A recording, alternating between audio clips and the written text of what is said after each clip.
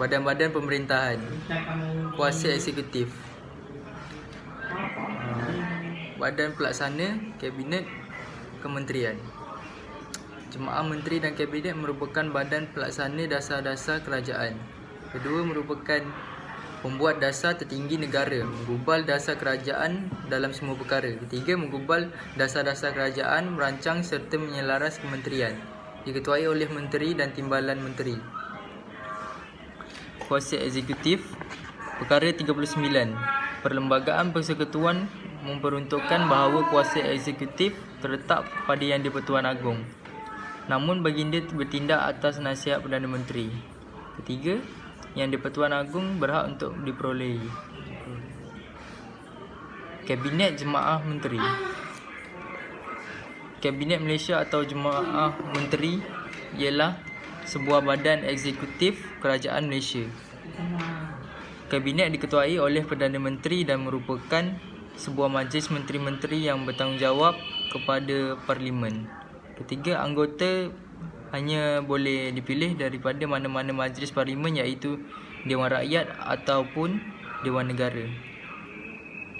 Kuasa perundangan. Badan perundangan. Badan perundangan di Malaysia boleh dibahagikan kepada dua, iaitu Persekutuan dan Negeri. Pertama, Badan Perundangan Persekutuan. Kedua, Yang di-Pertuan Agong. Ketiga, Dewan Negara. Keempat, Dewan Rakyat.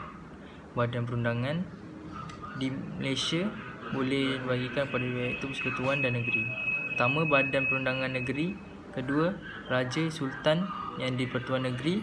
Ketiga, Dewan Undangan Negeri. Peringkat Badan Perundangan Persekutuan. Pertama, Yang di-Pertuan Agong. Kedua, Majlis Raja-Raja. Ketiga, Parlimen. Struktur Parlimen Malaysia. Pertama, Parlimen. Kedua, Dewan Negara. Ketiga, Dewan Rakyat. Dewan Negara. Pertama, perundangan. Dewan Negara merupakan dewan tertinggi dalam perundangan Malaysia.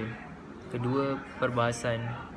Dewan Negara akan membahaskan rang undang-undang dengan lebih teliti. Ketiga, tujuan. Dewan Negara diwujudkan untuk memastikan kepentingan kerajaan negeri terjamin.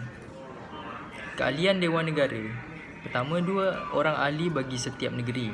Kedua, 2 orang ahli wilayah Persekutuan Kuala Lumpur. Ketiga, seorang dari wilayah Persekutuan Labuan dan seorang dari wilayah Persekutuan Putrajaya. Keempat, 40 orang yang dilantik oleh YDPA. Kelayakan ahli Dewan Negara. Pertama, warga negara Malaysia. Kedua, berumur tidak kurang dari 30 tahun. Ketiga, sempurna akal. Keempat, bukan seorang muflis. Dewan Negara. Pertama, ahli Dewan Negara dipanggil senator. Kedua, jawatan dipegang selama 1 penggal, 3 tahun dan boleh disambung selama 1 penggal lagi. Ketiga, kedudukan Dewan Negara tidak berubah dengan pembubaran Parlimen. Keempat, Dewan Negara tidak boleh menolak rang undang-undang yang diluluskan oleh Dewan Rakyat tetapi mempunyai kuasa untuk menangguh rang undang-undang tersebut. Dewan Rakyat. Dewan Rakyat merupakan komponen yang sangat penting dalam perundangan Malaysia. Kedua, ahli Dewan Rakyat dipilih secara langsung oleh rakyat melalui pilihan raya. Ketiga, fungsi Dewan Rakyat untuk menggubal undang-undang dan membincangkan perkara yang berkaitan dengan kepentingan rakyat. Syarat kelayakan ahli Dewan Rakyat. Pertama, warga negara Malaysia. Kedua, berumur tidak kurang dari 21 tahun. Ketiga, sempurna akal. Keempat, bukan seorang muflis. Kelima, seorang ahli tidak boleh memegang jawatan Dewan Rakyat dan Dewan Negara dalam satu masa. Kehilangan kelayakan ahli Dewan Rakyat. Disediakan seorang yang tidak sempurna akal. Kedua, muflis yang belum dibebaskan. Ketiga, memegang jawatan bergaji dan faedah. Keempat, tidak menghadiri persidangan Dewan selama 6 bulan berturut-turut tanpa mendapat keizinan dari Dewan. Kelima, gagal menghantar penyata perbelanjaan pilihan raya dalam tempoh yang ditetapkan setelah mengambil bahagian dalam pilihan raya. Keenam, disabitkan kesalahan oleh Mahkamah Persekutuan dan dihukum penjara melebihi 1 tahun atau didenda melebihi RM2,000 serta tidak mendapat keampunan. Keenam, memperolehi warga negara asing secara sukarela dan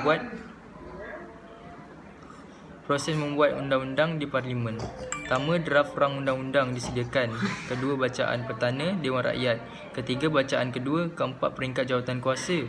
Kelima, bacaan kali ketiga. Keenam, Dewan Negara. Ketujuh, bacaan kali pertama. Ke-8, bacaan kali kedua. Ke-6, peringkat jawatan kuasa. Ke-7, bacaan kali ketiga. Kuasa kehakiman. Badan Kehakiman, Judisiari. Badan Kehakiman bertanggungjawab bagi memastikan perlembagaan persekutuan dipatuhi, menegakkan keadilan mengikut peruntukan undang-undang agar hak asasi manusia dilindungi dari pencabulan dari mana-mana pihak. Badan Kehakiman mempunyai kuasa untuk membicarakan dan menyelesaikan permasalah serta menghukum bersalah melalui pihak mahkamah. Kehakiman kadang-kala juga dipanggil judisiari, merupakan badan yang bertanggungjawab mentafsir dan melaksanakan undang-undang. Yang di-Pertuan Agong melantik Ketua Hakim Negara, Hakim-Hakim Besar serta Hakim-Hakim Mahkamah Tinggi atas nasihat Perdana Menteri selepas berunding dengan Majlis Raja-Raja. Peranan Kehakiman. Pertama, mentafsir undang-undang. Kedua, mengadili tindak-tindak sivil. Ketiga, mengadili pendakwaan jenayah. Keempat, mendengar rayuan dari mahkamah bawahan. Kelima, membuat dekret hal ehwal keluarga, penceraian dan nafkah. Pengurusan pesaka. Struktur mahkamah di Malaysia. Pertama, mahkamah. Kedua, mahkamah persekutuan. Ketiga, mahkamah negeri. Mahkamah persekutuan, mahkamah atasan, tergolong daripada Mahkamah Agung, Mahkamah Rayuan dan Mahkamah Tinggi Tanah Melayu.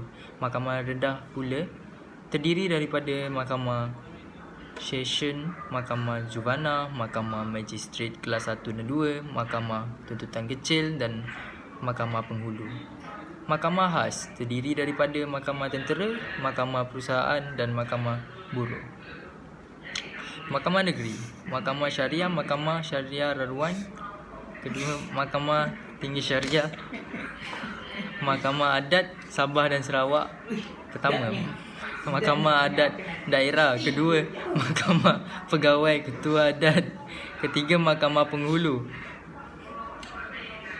Badan Kehakiman Judisiari, fungsi mempunyai kuasa mendengar serta menentukan perkara sivil dan jenayah. Mahkamah Persekutuan, Mahkamah Rayuan, Mahkamah Tinggi Malaysia, Mahkamah